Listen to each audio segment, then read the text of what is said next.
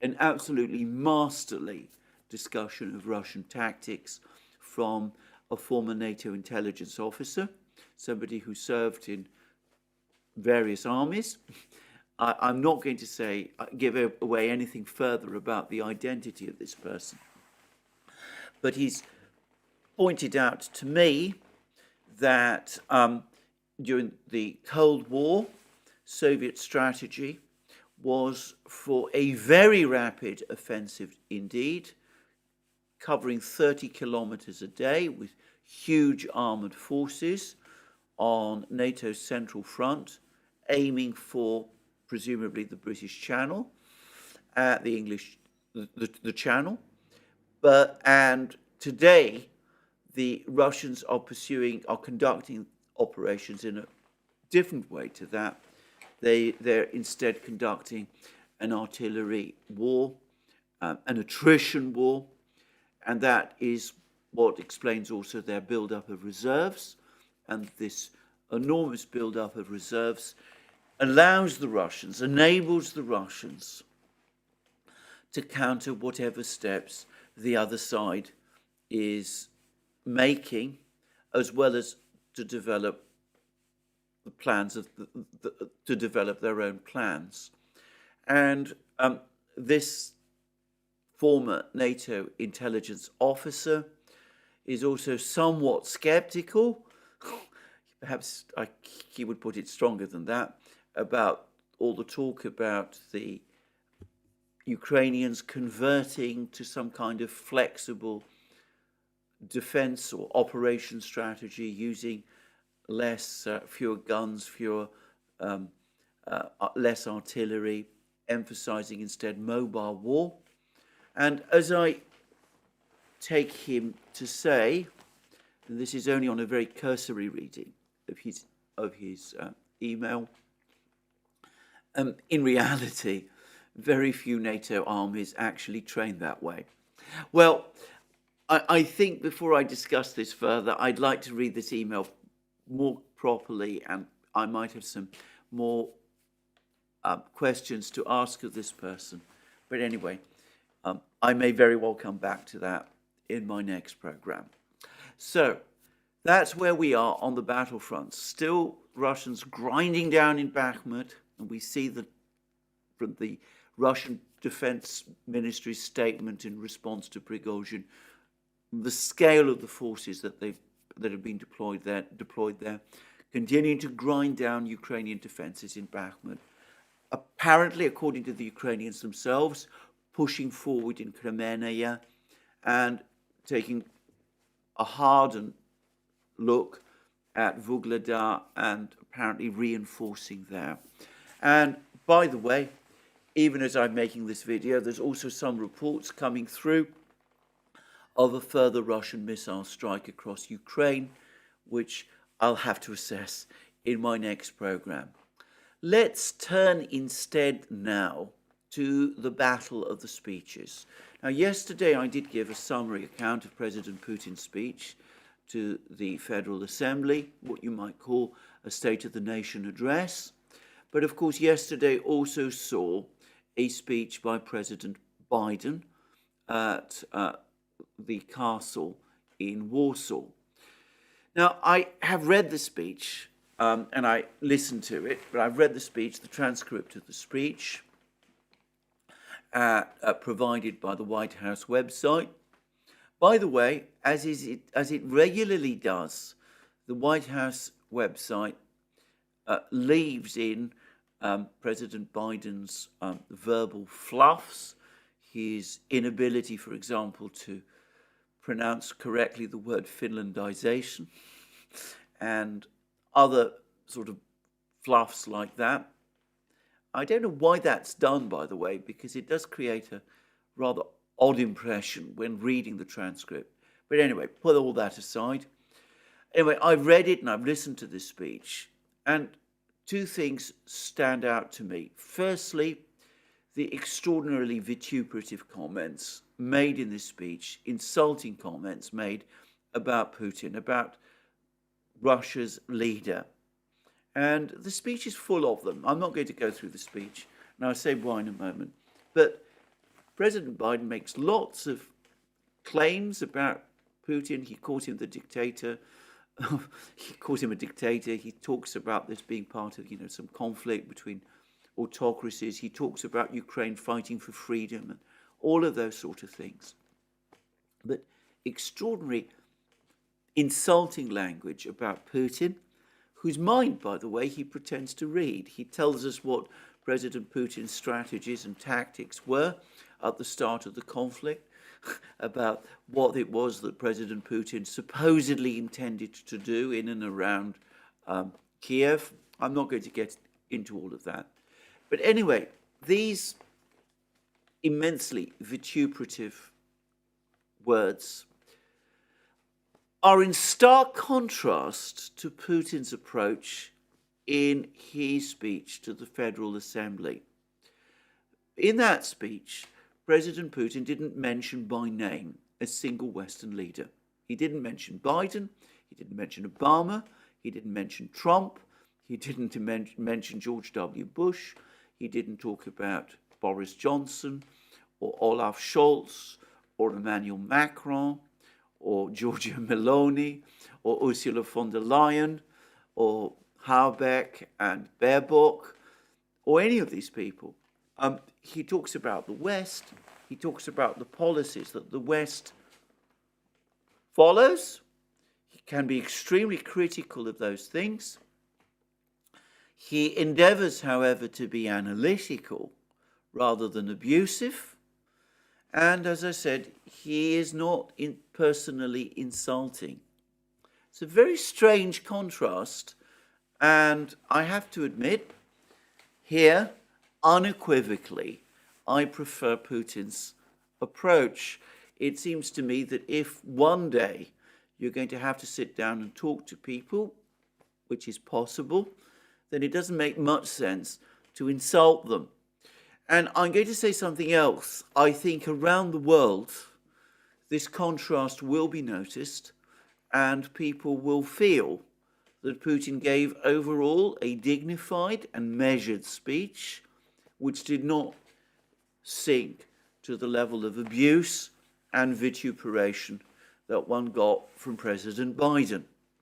The other thing I have to say, and it's, I'm afraid, an inevitable point, is that President Biden didn't actually say very much. I mean, there were lots and lots of words, and there were lots and lots of words during his comments, during his visit to Kiev. There was nothing really new.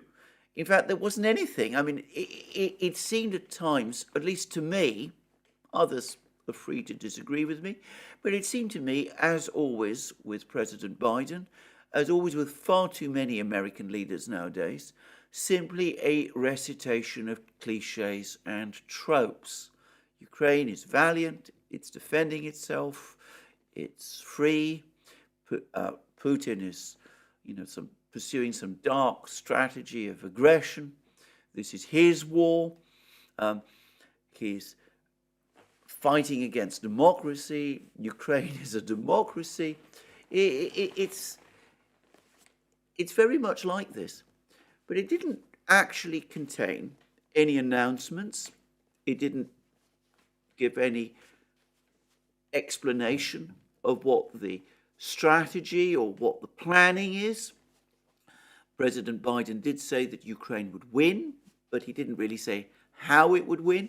He said that there would be lots of tragedies and victories. And he said that Ukraine was going to go through some very difficult times. But this was all said in a very sketchy way. There was no real discussion or analysis of the conflict or of what's going on or what his own President Biden's strategy is or what is the strategy of the United States or what victory amounts to, what President Biden's conception of victory is. There was nothing. There was a soundbite, and it's a soundbite which I see is now being repeated by a lot of people. I saw it being used by Annalena Baerbock a little while back, which is that if Russia pulls its troops out of Ukraine, not quite clear what that means, by the way. Does it include Crimea? I presume yes. But if Russia pulls out of Ukraine, pulls its troops out of Ukraine, the war ends. If Ukraine stops defending itself, Ukraine ends. Now, that's not a strategy or a policy statement. As I said, that's just a soundbite.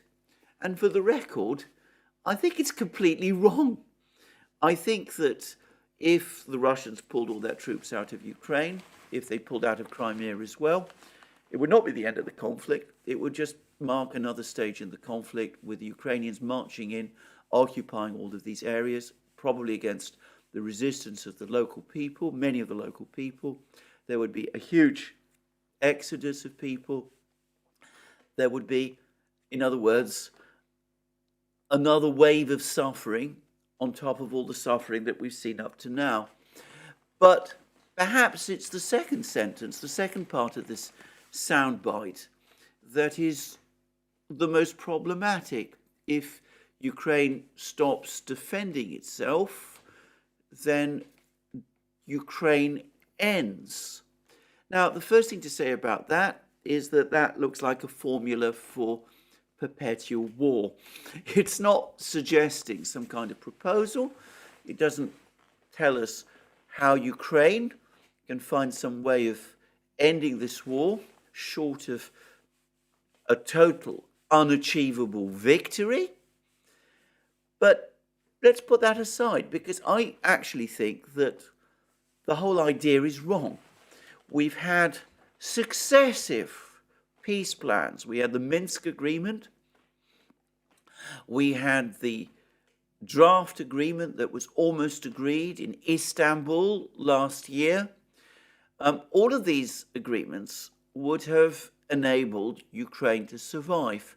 Well, it would have lost some territory. In the case of the Minsk agreement, it would have had to concede the autonomy of Donbass, which is not, properly speaking, a loss of territory at all, but probably the outcome of the Istanbul agreement would have been a loss of some territory, but that would have been limited to Crimea and Donbass. This is not a formula for ending Ukraine. So if Ukraine had agreed to this plan and had, in effect, ceased defending itself as part of some kind of overall peace agreement with the Russians, which would, of course, have involved a ceasefire, it would not have been the end of Ukraine. It would have been a mechanism, a formula for ensuring the survival of Ukraine. Whereas perpetual war, which is what this sentence implies, it seems to me, does risk the eventual destruction of Ukraine. We already see how many thousands of Ukrainian soldiers have been killed. We see photographs of Ukrainian cemeteries. There's a huge photograph on the New York Times, I believe today, showing a Ukrainian cemetery. And by the way, the article that goes along with it says that in order to stop this, we must actually give Ukraine even more weapons, which, as I said, I'm not even going to start on the whole illogic of that. But we see tens of thousands, hundreds of thousands perhaps, of Ukrainian soldiers having been killed in the fighting. We see Ukraine using territory. It's lost much more of Donbass. It's lost significant part of Zaporozhye region. It's lost the eastern part of Kherson region. And the Russians now have claims to the rest of Donetsk region, that is still under Ukrainian control. They have claims to the rest of Zaporozhye region. They ultimately claim and apparently intend to reoccupy West Bank, Kherson region as well. And of course, if the war continues beyond this, if the Russians are allowed to go on grinding down the Ukrainian army, killing more Ukrainians, causing more tragedies for the Ukrainian people? Well, of course, the Russians will be able as well to push on, take more of Ukraine, and perhaps eventually all of Ukraine east of the Dnieper. It's not impossible. In which case, of course, Ukraine's position becomes more difficult. And then, of course, if the Russians push on even further, if they push off on beyond the Dnieper, well, you can eventually see a situation where Ukraine ceases to exist as a state. I think that's the Russian plan. It was certainly not the Russian plan when the conflict began. But to reiterate again, if you persist with perpetual war, which is what President Biden is talking about, then you do generally risk the survival of Ukraine.